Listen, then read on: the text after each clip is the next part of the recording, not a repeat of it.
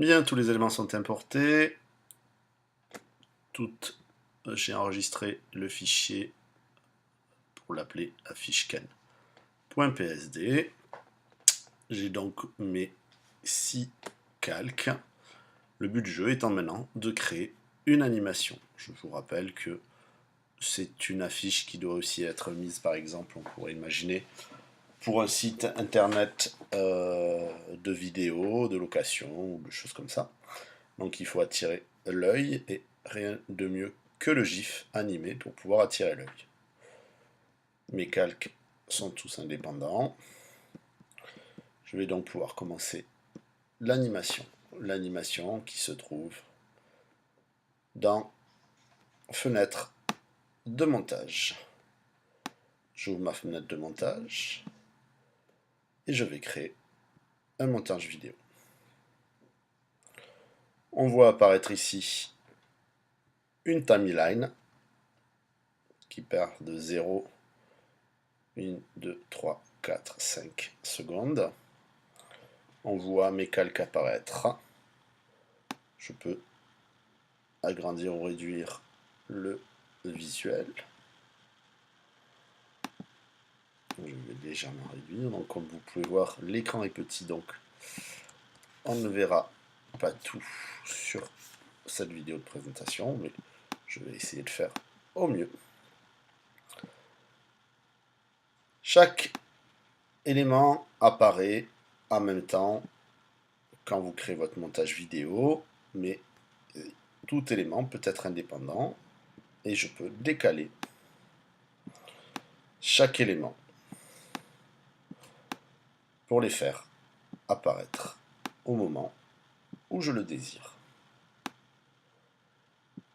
Mais ils vont apparaître ici, ils vont venir apparaître petit à petit à chaque passage de ma ligne rouge, mais ils vont aussi disparaître dès que je vais arriver dans ces zones-là. Donc, pour éviter ce problème-là, je vais agrandir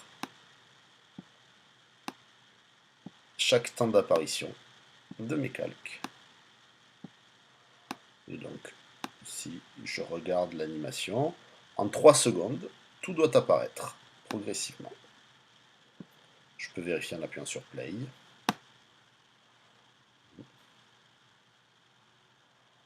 Voilà un des éléments d'animation que je peux créer, c'est les temps d'apparition. Donc bon, pour la découverte, c'est facile, mais c'est pas très joli. Ça remet un coup. Il va falloir que je réorganise tout cela. Donc mon fond va apparaître, ça sera ensuite mon logo d'apparaître. Je vais le mettre ici et vous voyez que automatiquement il change de position au moment où je le fais. Donc je vais d'abord faire apparaître mon logo. Ensuite apparaîtra le trait tout en haut, le dernier mot ici, la phrase, pourquoi pas, l'étoile, ensuite le mot venu barré d'entrée. Revoyons ça pour voir si c'est déjà plus sympathique. Le texte apparaît, hop, le mot et le trait. Ce qui est déjà un peu plus intéressant comme animation. Mais je vais pouvoir aller un peu plus loin. Je réorganise mes temps, que tout apparaisse en même temps. Là, il s'arrête en même temps. Donc là, mon animation dure pour l'instant 7 secondes. Je vais pouvoir la réduire ou l'agrandir suivant si mon animation dure plus ou moins longtemps. Le logo, je vais le laisser apparaître en flash, comme ça, c'est-à-dire il va apparaître d'un seul coup, mais la phrase, je voudrais qu'elle apparaisse progressivement. Et pour cela, je vais venir ouvrir la flèche pour me donner 3 options, le style, l'opacité et la position. Aujourd'hui, nous verrons que 2 éléments. opacité et position. Ma phrase apparaît ici, donc elle est à 0% et d'un seul coup elle passe à 100%. Moi je veux que pendant une seconde, ma phrase soit de 0 à 100% progressivement. Donc je vais créer une position ici. Donc je me mets sur la ligne rouge, à l'endroit où je veux, et je clique sur opacité. Pardon. Et vous voyez comment je crée sur opacité, il me crée un moment clé. Ce moment clé est mon opacité à 100%. Je reviens ici. Et à partir de là, je recrée un moment clé en cliquant ici. Et je vais lui dire tout simplement, à ce moment-là, je veux que mon opacité, elle passe à 0%. Une clé à 0%, une clé à 100%. Et vous voyez que petit à petit, quand je passe ici, c'est à 0. Et progressivement, mon texte apparaît. Une fois que mes moments clés sont créés, je peux les déplacer et les réajuster.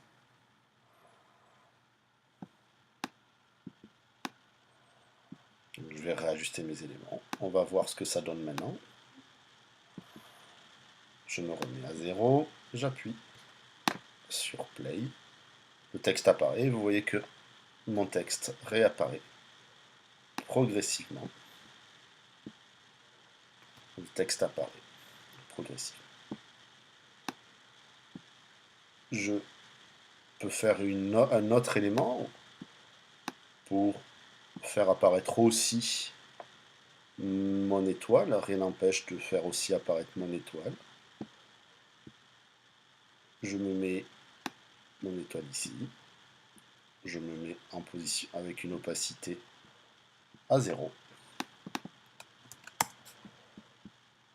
Je me ramène ici. Je fais une opacité à 100%.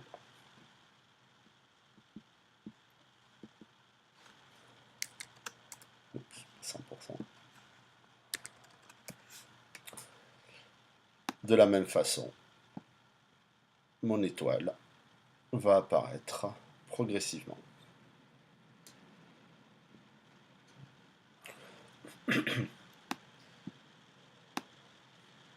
Je laisse apparaître dans mon animation le mot en flash, c'est-à-dire qu'il apparaît de 0 à 100%. Mais le trait qui est ici, je ne veux pas ni qu'il apparaisse progressivement, je voudrais qu'il parte de là et qu'il arrive ici, comme s'il barrait le mot. Donc, pour cela, je vais aller sur mon onglet trait. Et ce n'est pas une position que je veux lui, ce n'est pas une opacité, mais une position. Donc, à ce moment-là, je veux que mon trait se situe ici. Donc, je vais créer une position. Donc, à la 5e seconde, mon trait sera ici.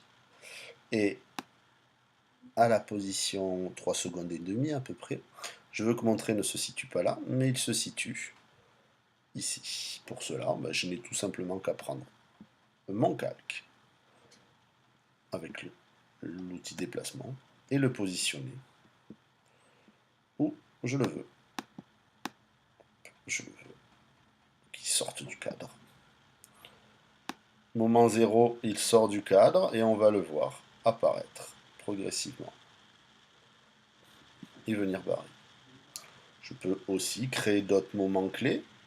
Par exemple, on va faire, pour lui donner un petit peu d'animation, je vais créer un autre moment clé ici, sur lequel je vais, sur lequel je remets mes calques, voilà, sur lequel je vais faire apparaître mon moment clé. Je vais créer un autre moment clé un peu plus loin, pour lui indiquer de revenir en arrière. Et sur mon dernier moment clé, je vais lui redemander de revenir se centrer, ce qui donnera un effet de force sur mon élément. On va voir ce que ça donne. Je me remets à 0, je renvoie ma lecture. Le texte apparaît, la phrase petit à petit, l'étoile petit à petit, le mot va apparaître en flash, et le trait. Voilà. Je peux très bien accélérer les éléments, puisqu'il arrive vraiment trop lentement.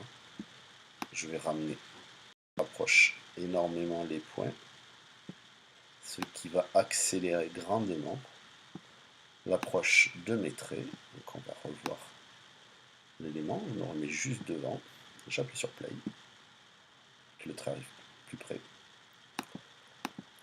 On va adapter ça encore.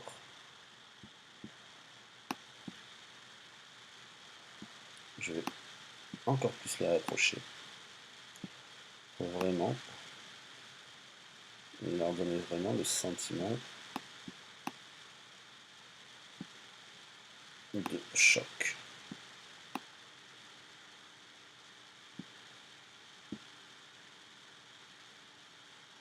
Voilà.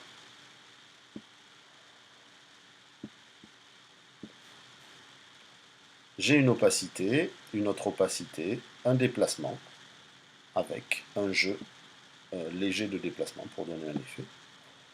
Je peux amplifier les éléments, je vais vous montrer la version finale du produit. Donc ici, on se retrouve avec le même semblant d'affiche, mais comme vous pouvez voir, il y a beaucoup plus de calque. Pourquoi? Tout simplement parce que les effets ont été grandement augmentés. Chaque étoile se retrouve, étoile ou cicatrice se retrouve indépendante, donc on a découpé le calque, on est venu séparer les lignes pour amplifier l'animation. Donc regardez ce qui se passe. Le mot apparaît en opacité, le texte aussi, et les étoiles apparaissent les uns derrière les autres. Les lignes se rejoignent et le mot est barré. Vous voyez que plus on décalque de calque, donc je vais vous montrer la séquence complète de calque. Hop, vous voyez le de A à Z. Vous allez voir tous les calques apparaître progressivement. Donc, vous voyez ici le jeu de calque avec toutes les animations qui sont sur le côté. Donc, je vais essayer de voir en lançant l'animation. Vous voyez la timeline se lancer et tous les calques apparaître progressivement.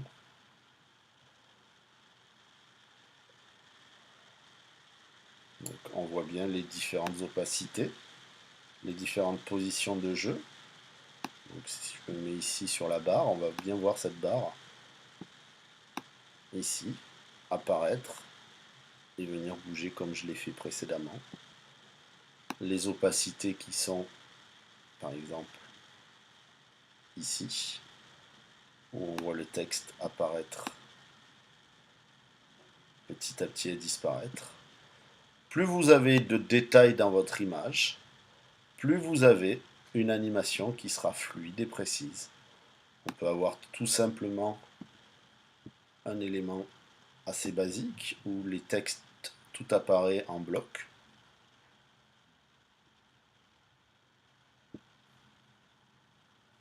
Ou alors, on peut venir encore plus de détails.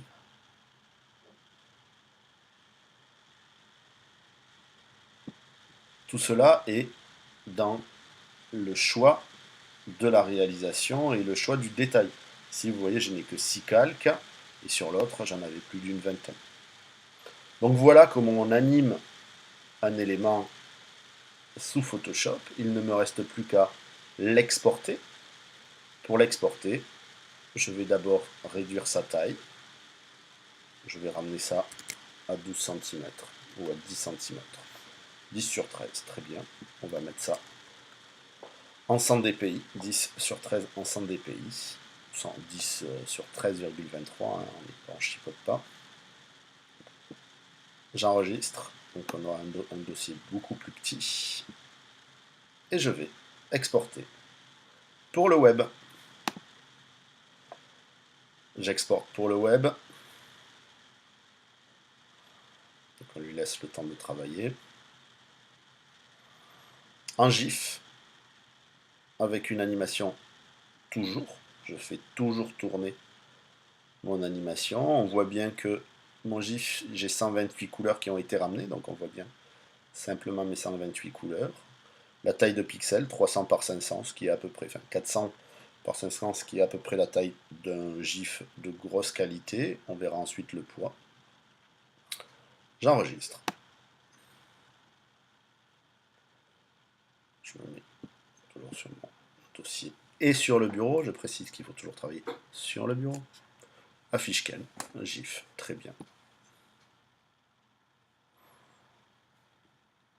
Nous voyons voir la réalisation de mon GIF. Je ferme.